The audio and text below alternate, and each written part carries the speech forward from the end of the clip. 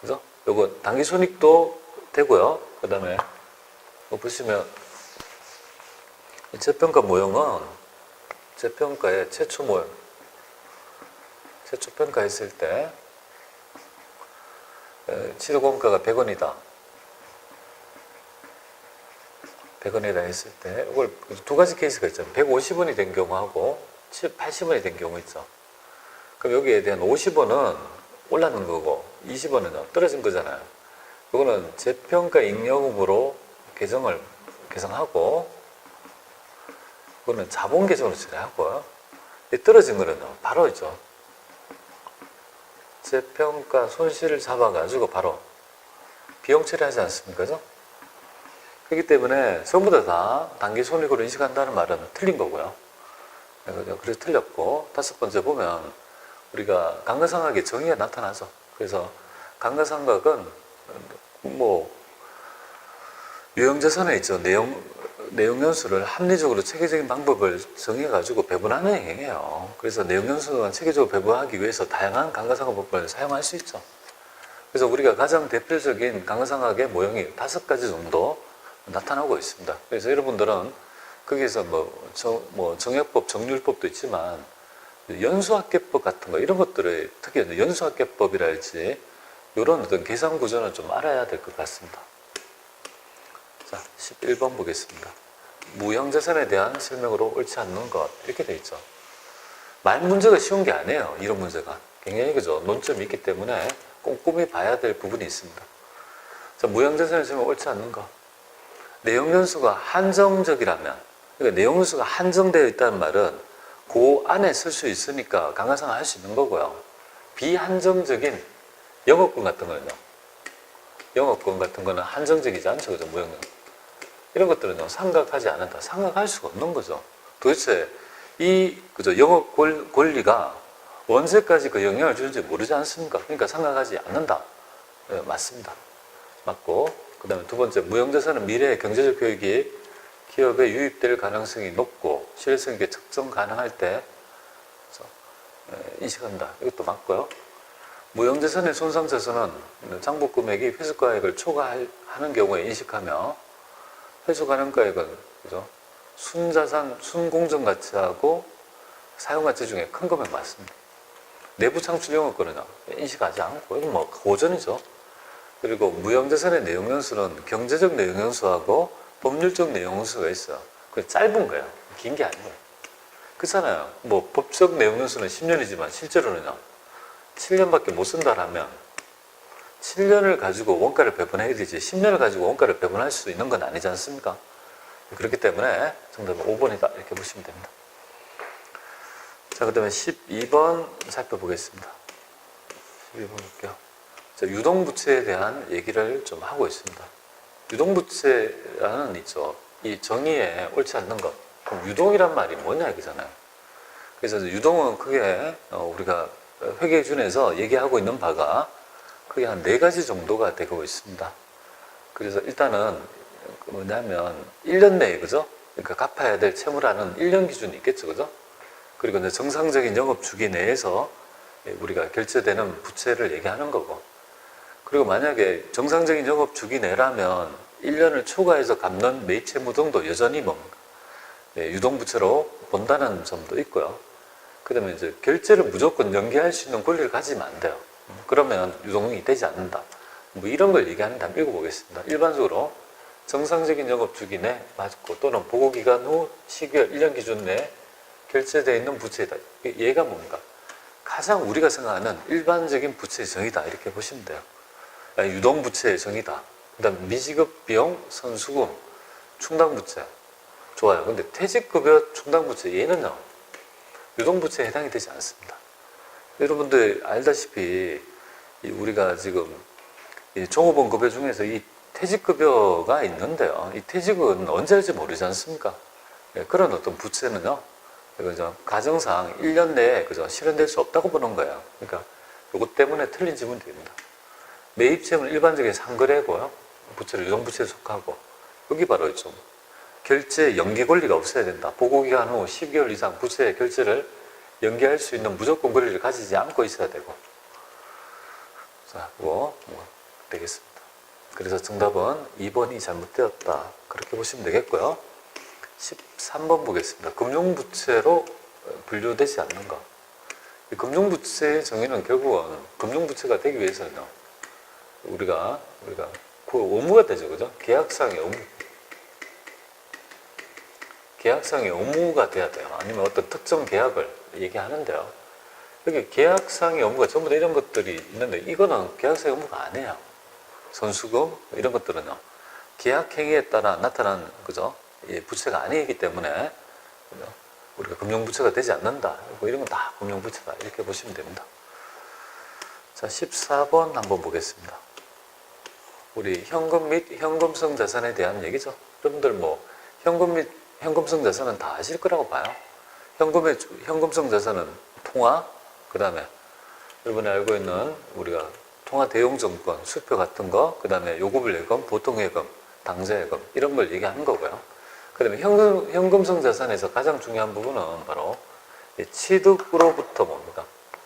만기가 취득이 중요하죠. 취득 플러스 만기가 3개월 내에 도래하는 이죠. 도래하는 이제 금융상품 같은 거를 얘기하는 거예요. 이런 것들을 보유하고 있다면 그지 뭡니까? 현금에 준한다고 해서 이 현금 및 현금성 자산의 구분 표시에 분류하게 되는데요. 여기 현금성 자산이 얼마냐, 그죠? 뭐 지폐 당연히 들어가고. 우표는 소모품 되겠습니다. 소모품 아니고 우표는 정서 되고요. 임차보증금은요. 이거는 현금 및 현금성 자산이 아니고 수표 이렇게 되겠습니다. 다 합하면 33,000원이 되겠습니다. 이렇게 1번 그렇게 하시면 될 것 같습니다. 자, 그 다음에 우리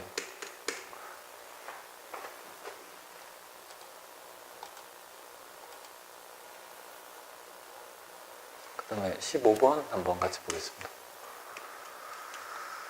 자, 이거 여러분들이 여기가 보면 결국은 은행 계정표를 우리가 또 출제가 되죠. 은행 계정표는 우리 주택관리사 재무회계 원리에서는 상당히 잘 출제되는 항목이 될 것 같습니다. 뭐 저번 시간에도 제가 이전에 기출문제 풀이하면서도 강조드렸지만 이렇게 좀 봐야 돼요. 우리 은행 계정 조정표는 서로 회사하고 은행과의 당좌예금을 잔액을 맞추는 그죠 조정표예요. 그런데 은행에서는 통보했지만 회사는 통보받지 못했으면 잔액이 틀릴 거 아니겠습니까? 그래서 지금 우리가 지금 제시하고 있는 자료가 지금 4개예요. 하나, 둘, 셋, 그죠? 넷 이렇게 됐잖아요, 그죠? 그럼 이걸 읽어보고 가장 중요한 점은 뭐냐면 이 지금 내용이 누구한테 기속되는 거예요? 즉 누구 측에서 이거를 조정해야 될 건지 그걸 알아야 돼요. 근데 되게 그죠? 좀 복잡해요. 뭔가 잘 헷갈려요. 솔직히. 그래서 여러분들이 보면 이걸 가지고 한번 어떻게 하는지 한번 보면 여기 당좌예금 잔액을 조회해 본 게 은행으로부터 그죠? 13,500이라는 통지를 받았다. 그러면 지금 현재 은행 잔액이 은행하고 회사의 잔액이 있을 건데요. 그 은행은 지금 13,500원이다. 이렇게 그죠? 통지를 받은 거예요. 그런데 이런 것들이 차이가 난대요. 그럼 회사 부분하고 이 부분이 차이가 날 거 아니겠습니까? 이게 차이가 뭔가 좀 날 거 아니에요, 그죠? 그러면 요 정보를 반영해서 4개를 반영해서 조정하면 요거는 같아질 거 아니에요, 그죠? 요거하고 요거는 같아질 거 아니에요, 그죠? 그럼 요 정보를 여기다 집어넣고 추론해서 결국은 요거 있잖아요. 회사에 그죠? 여기 보세요. 회사에 은행 계정 조정 전이죠, 전. 그러니까 전이 요거예요. 그죠? 요 처음에 딱 받았을 때 회사의 잔액은 얼마냐 하는 걸 물어보고 있습니다. 그러니까 여기에 있는 요 4개 중에서 여기에 있죠. 이걸 집어가지고 잔액을 구해서 요걸 갖다주잖아요. 그죠? 그럼 역으로 추론해서 X를 구하는 문제라고 보시면 됩니다. 약간 더 우리 2012년도 문제보다 약간 더 어려운 문제예요. 자, 그러면 한번 보도록 그렇게 해보겠습니다. 여러분이 봤을 때는요, 이거는 뭐 어떻게 돼야 되냐면 이렇게 돼야 돼요. 은행 측 미기입 예금 이렇게 되면 얘는요, 은행에서 뭡니까? 플러스 해야 될 금액이요. 은행 측에서 기입 안 했다 이 말이에요. 이만큼을. 회사는 그죠? 입금을 했는데 은행에서 안 했다 이거고, 미결제 수표라는 말이 뭐냐면요, 결국은 결제를 누가 하죠? 회사에서 하잖아요. 그런데 회사는 결제해서 벌써 떨었는데 은행에서 그걸 뭡니까? 아직 안 떨었다는 말이에요. 그래서 요거는 요 금액은요, 은행에서 마이너스를 해줘야 되는 거예요. 차감해줘야 되는 거죠. 만약에 여러분들 이거 힘들면요, 은행에서 그죠? 나타날 수 있는 가장 대표적인 부분이 두 개예요. 그죠? 은행에 뭡니까? 미기예금과 그죠? 기발행한 수표를 아직 뭡니까? 그죠? 미지급한 이런 있죠. 미인출한 이런 수표가 가장 대표적이에요. 이 두 개는 꼭 알아야 돼요. 물론 은행에서 이거 말고도 있을 수 있지만 시험에 대부분은 다 두 개가 뭐예요? 가장 대표적인 은행에서 나타나는 거예요. 그러니까 두 개는 은행이고 나머지는요, 전부 다 그죠? 회사에서 나타난다고 해도 과언이 아닙니다. 자, 미통지 출금은 뭐냐면, 얘는 지금 보면 출금을 지금 아직 출금을 안 했다 이 말이죠. 그러니까 이거는 회사에서 뭡니까? 이만큼을 빼야 된다 이 말이에요. 통지는 누가 해요? 이 출금됐다는 거를. 은행에서 하잖아요. 은행에서 이만큼 뺐는데 이거를 통지를 안 했다고 해요. 은행에서 이자를 빼놓고 회사는 안 했으니까 이거는 회사 측에서 마이너스 해야 된다. 이렇게 보면 될 거 아닙니까? 네, 그렇게 하고요. 그 다음에 보면 네 번째 볼게요. 회사가 발행한 수표 1560, 발행했다는 말은 당좌예금 빠지는 거거든요. 얘를 회사 장부에 1650원으로 잘못 기록했다. 그러니까 90원만큼을 뭡니까? 90원만큼을 더 뺐다 이 말이에요. 더 차감했다 이 말이에요.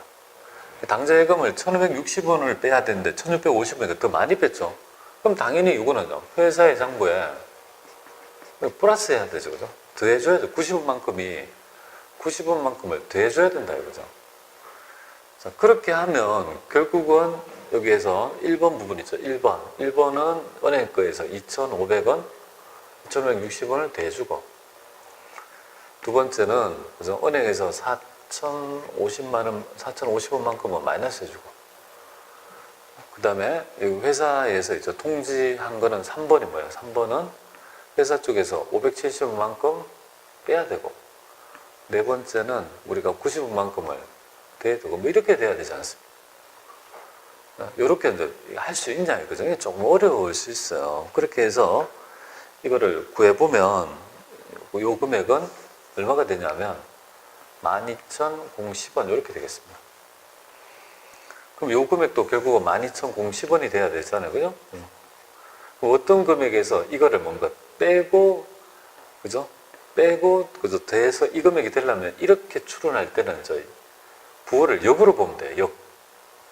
역으로 계산해서 요거는 요걸 x로 구할 때는 요거는 마이너스하고 요거는 플러스해서 요거에서 마이너스 플러스하면 x가 나와요. 그렇게 해서 나타난 금액은 x는 12,490원이 되는 거예요. 그러니까 최초에 요 금액이 이렇게 달라졌다. 이게 이제 정답이 되겠습니다. 자, 이 문제를 통해서 또 여러분들은 또 다양한 있죠. 그런 어떤 은행 계정표에 대한 차이 부분을 또 연습하셔야 될 것 같아요. 우리 2012년도보다는 조금 더 어려웠던 것 같습니다. 조금 더 약간 논점을 가지고 하고, 정 힘드시면 요 두 개를 일단 알아주세요. 그죠? 은행에 미기예금하고 발행됐는데 아직 있죠. 미지급된, 은행에서 아직 미결제된 수표는 은행의 잔액이고, 나머지는 전부 다 회사 측에서 조정한다라고 하시면 조금 할 수 있을 것 같아요. 16번 보겠습니다. 우리 지금 요것도 결국은 그죠? 단기에 대손상각비는 얼마냐 이렇게 되어 있습니다. 그럼 이런 것들은 그냥 암산도 되지만 여러분들이 헷갈릴 것 같으니까요. T 계정을 가지고 여러분들하고 한번 해보도록 그렇게 하겠습니다. 어떻게 하는지 보죠. 지금 이거 보면 외상매출금 T를 딱 그래요. 외상매출금 이렇게 하고요. 여기에 대손충당금 뭐예요? 대손충당금 이렇게 외상매출금하고 매출채권하고 대손충당금하고 굉장히 뭡니까? 여기 영향을 주는 요소가 있잖아요. 그죠? 그래서 외상매출금에 지금 정기말 잔액은 대손 각각 35,000원. 요거는 2,500원. 이렇게 요 정도가 있네요. 그죠? 이렇게 되고. 단기 매출액은 전액 뭡니까? 외상이니까. 단기 매출액, 외상 매출액이 다 외상이니까 82,000원이 늘어나겠죠. 요만큼이 늘어날 것이고. 요거는 현금을 회수한 거잖아요. 그죠? 현금을 회수한 금액이 요 금액이 될 거고. 자, 이렇게 될 거예요. 그런데 회수한 거는 89,000원. 요 금액은 합하면 뭐 11만 7,000원 이렇게 되겠습니다. 그것도 그럼 11만 7,000원이 될 것이고. 기말이 되겠다. 그죠? 기말. 그럼 요 금액은 먼저 기말이, 죄송합니다. 이 대순수가 이쪽이네. 기초가. 이렇게 기초, 이렇게 되겠습니다. 자, 그러면 결국은 이제 기말 재고가 뭐 얼마냐 이거지 않습니까? 그죠? 그래서 이제 기말을 우리가 이렇게 살펴보면 결국은 요 금액을 해보면 요 금액은 89,000원 이렇게 하면요. 요 금액은 이제 추론하면 28,000원이라는 거 우리가 알 수 있는 거잖아요. 요걸 일단 먼저 첫 번째 딱 하는 거야. 그런데 한국이 외상 매출 금액 기말 잔액이죠. 기말 잔액의 10%를 뭐야? 대손 충당금을 설정한다. 그럼 여기 기말이 요 금액의 10%를 설정하는 거니까 2,800원을 설정한다 이 말이잖아요. 그죠? 그렇게 되죠. 그럼 여기에 그죠? 대손 난 금액이 없다면 여기에 있죠. 단계 설정한 금액 있죠. 요 금액의 설정을 추가적으로 해서 우리가 설정했을 때 요 금액이 추가적으로 되려면 300원을 더 설정해야 되죠. 요 300원이 바로 기말에 하는 대손상각비. 그죠? 300원 대손 충당금. 이렇게 이게 처리가 될 것 같습니다. 그러니까 결론은 설정한 금액이 바로 300원이 된다는 점이다. 그렇게 보시면 될 것 같아요. 우리 뭐 이때 문제도 있겠지만 여러분들이 앞으로 우리 이런 그죠 정기를 정확히 해서 이 T 계정을 뽑아낼 때 쓸 때 좀 굉장히 유용한 부분이 뭐냐면요. 일단은 이렇게 조금 해야 돼요. 여러분들이 보면 또 매출 채권이 있으면요. 여기 매출 채권이 있으면 매출 채권이 이렇게 있으면 여기에 있죠. 보통 일반적으로 짝꿍이 대손 충당금을 같이 내는 경우가 굉장히 많아요. 그 이유가 뭐냐면 여기에 있는 있죠. 대손이 뭐예요? 요 대손하고 여기도 대손이 나오잖아요. 그래서 대손 금액. 여기 두 개를 뭡니까? 일치시키기 때문에 이 두 개를 변동을 가지고 내는 문제가 꽤 많이 있어요. 그래서 그런 개념을 좀 아시면 좋겠고요. 그 다음에 매입 채무도 마찬가지예요.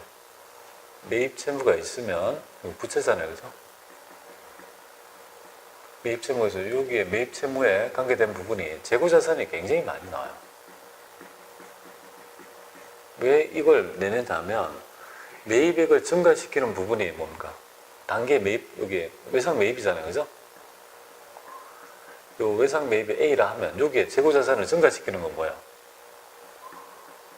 외상 매입 A잖아요. 그죠? 그러니까 요 두 개가 지금 같은 거예요. 그 두 개 때문에 요거 두 개를 연동해서 여러분들이 그죠? 이해를 좀 해주시면 좋을 것 같아요. 그래서 그런 부분이 상당히 많이 그죠? 영향을 주는 요소니까 이거 좀 가지고 두 개를 가지고 좀 해보시면 좋을 것 같습니다. 자, 그러면 이거 한번 해보죠. 이 두 개 항상 가지고 앞으로 아마 이 기출된 문제, 이런 문제가 꽤 많이 있는 걸 알고 있는데요. 보도록 하겠습니다. 자, 그 다음에 17번 한번 보겠습니다. 이 17번 문제는 말 그대로 이거 뭐 기말의 결산분기예요. 그래서 여러분이 뭐 잘 아실 거라고 봐요. 우리가 9월 1일 날 12개월분 보험료니까 이거를 12로 나누면 한 달에 얼마가 되겠습니까? 한 달에 5,000원씩 되겠습니다. 그러니까 우리의 논점은 뭐냐면 회사는 1년치 보험료, 그러니까 올해에 해당되는 기간이 9월, 10월, 11월, 12월이 되니까 결국은 보험료로 돼야 될 금액은요. 5,000원 곱하기 넉 달이지 않습니까? 12분에 한 달에 5,000원이니까 그런 4개월이 될 거고 2만 원이 보험료가 돼야 돼요. 2만 원이 보험료가 되는데 회사는 얼마로 되는 거예요? 6만 원이니까 4만 원만큼은요. 조정해야 되죠. 4만 원만큼은 비용 안 하면 되죠. 미리 잡은 비용이죠. 선거 비용 잡고 보험료 빼면 되겠습니다. 뭐 결산 분계 아주 기본적인 거니까 해보시면 될 것 같습니다. 자, 이렇게 됐고요. 그 다음에 18번 보겠습니다. 매출 총이익을 계산해보라. 좀 쉬운 문제가 되겠습니다. 아주 기본적인 문제가 되고요. 여러분들은 우리가 매출액은 순매출액이 됩니다. 매출 할인 같은 게 있으면 빼고, 그 다음에 매출 원가를 빼죠. 빼고 여기에서 매출 총이익을 구합니다. 공이익을 구해봐라. 지금 X 이걸 물어보는 겁니다. 그러면 여기에서 알 수 있는 정보는 여기 보면 매출이 있는데, 그죠? 여기 매출에 관한 이게 매출 할인이라 할지 애누리 같은 게 없지 않습니까? 그러니까 순매출액은 12만이 되겠습니다. 우리는 이것만 구할 수 있으면 되잖아요. 그래서 매출원가. 매출원가는 이렇게 구하면 되겠습니다. 이 재고자산의 변동에서 기초가 있을 거고요. 단계 여기가 순매입액이죠. 순매입액. 순매입액이 되고 여기에 기말이 되고 요 금액이 매출원가가 되겠습니다. 이렇게 하고 여기 있는 정보를 여기다 집어넣으면 될 것 같아요. 그래서 기초재고 7만원, 여기 2만원 2만원 이렇게 되겠습니다. 그러니까 총 매입은 순매입이니까 요거를 요 금액하고 요 금액을 네팅해야 돼요. 네팅하면 순매입이거든요. 차감되는 거니까 3만이 되죠. 그러니까 요 금액이 3만이란 말이다. 그죠? 그럼 요 10만이 됩니다. 그러면 매출원가는 요거를 가지고 추론하게 되면요.